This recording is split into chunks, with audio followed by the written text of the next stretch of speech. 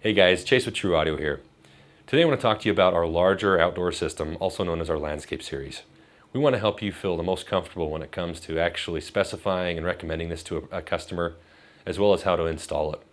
This video will be full with various tips and tricks on how to install and how to support the system, as well as how to position it amongst some of its competitors. The landscape series is designed to cover larger outdoor spaces. If you have projects where your living space is quite a bit smaller, or you're trying to cover more intimate areas, say around a very small fire pit, or even like a hot tub, the landscape series is probably not the best system for you. If you want to cover a larger outdoor living space, if you need something that's scalable in nature, if you want the ability to play both background listening music, as well as something that's going to be a full-on rock concert, the landscape series is going to be the system you're looking for. The speakers that make up our landscape series are known as the AS1, the AS2, the AS3, and the AS360. I want to help you understand when you should be using those speakers inside of your project. First of all, the AS1 is a smaller 4.5-inch woofer with a 1-inch silk dome tweeter that's designed more for background audio listening or more discreetly hiding your speakers inside of your project. So if your customer's expectation is the speakers will hide inside of the project and they want to only listen to background audio in their living space, the AS1 is a great product for you. If the customer wants a little bit louder volume, still wants a product that will discreetly hide inside their living space, the AS2 is going to be a great solution for you. Ultimately, if your customer just wants to rock in their living space, the AS3 is going to be a great solution for you. It features an 8-inch woofer with a 1-inch silk dome tweeter that think thumps. If you have a project where maybe you need to have sound be all around you, or sound be kind of broadcast in a 360 dispersion pattern, that's when you're going to want to be using our AS360. The nice thing about all of these speakers is they are scalable, and you can mix and match them inside of a project. So if you wanted to start small with maybe 2 or 4 speakers in a project and grow up to 6, 8, or 10 speakers, you can certainly do that. Also, if you're doing larger commercial applications and you need to get into the 30, 40, 50, 60 speakers, we can also support that with this system. We highly suggest and ask that you use our free design service in doing such a large project. Now let's help you understand what subwoofer to use in your project. The landscape series actually features 3 different subwoofers. We have a buried 10-inch subwoofer that's a good all-around subwoofer that's budget-friendly, sounds amazing. The one thing to keep in mind on the 10-inch subwoofer is you can only have a maximum of 2 behind any crown amplifier. We then next have a buried 12-inch subwoofer. It's a great high-performance subwoofer that is designed to be scalable inside of your project, meaning you can start with 1 and scale up to as much as 10 behind the appropriate crown amplifier. If your water table's too high or maybe your ground's too hard, we've introduced our above-ground hardscape subwoofers available in both a tan or a brown. These are also great sounding subwoofers. A 12-inch bass or 12-inch woofer hits quite low and will be sure to impress the most picky of clientele. Before you actually specify your project with your customer, some of the very first questions you're going to want to ask are, first, what are their priorities in their living space? Do they want to be able to have somewhat of a backyard rock concert, or are they okay with just background audio? The next question, obviously, would be, what sort of budget do we have to work with? Third, you're going to want to understand what the actual living space looks like. Are we going to be around a pool? Are we going to be focusing on a fire pit? Or we focus on the entire backyard? Once we understand some of those frequently asked questions or what the project's going to look like, we can then come back and use TruAudio's free design service to actually place speakers and sub inside of the project. If you're trying to do your own design work, you're going to want to follow some best practices when it comes to actually designing a system. The first thing is if a customer comes in and says, I actually want my backyard to sound like a full-on rock concert, I want it very loud, I want to be able to just crush the neighbors, then you're going to want to actually take your backyard and space your speakers every 15 feet. Now, if your customer comes back and says, you know what, I'm okay with a little bit softer volumes, I want to be able to just have background music, you can actually take your AS2s or your AS1s and space them about 20 to 25 feet apart.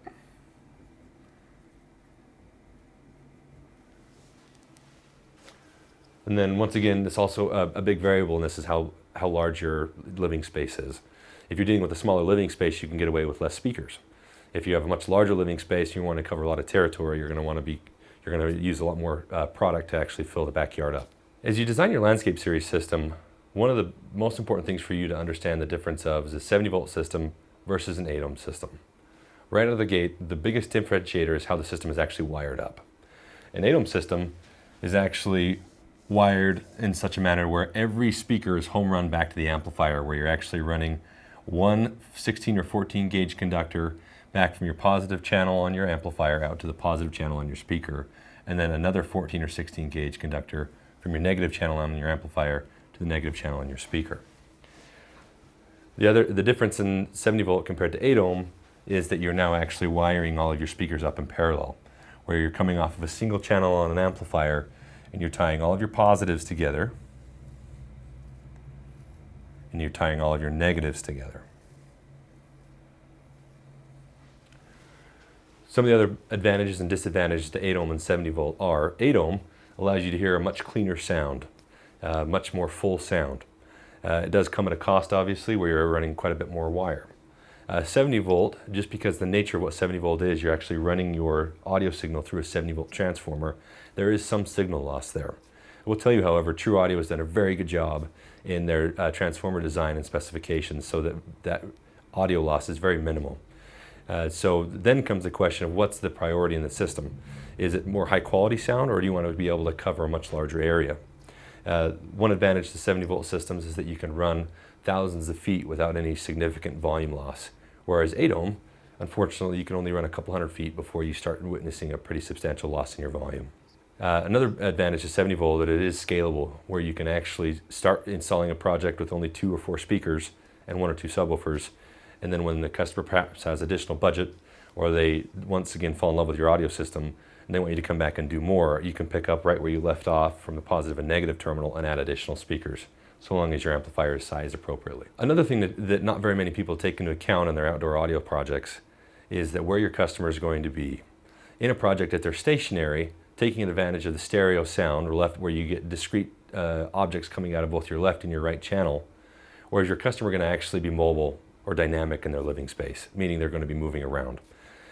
More often than not, we find your customers are going to be installing these outdoor audio systems around a patio, around a pool, a horseshoe pit, some sort of outdoor feature in their backyard, or even in a shopping center in a commercial application, where your position is no longer static.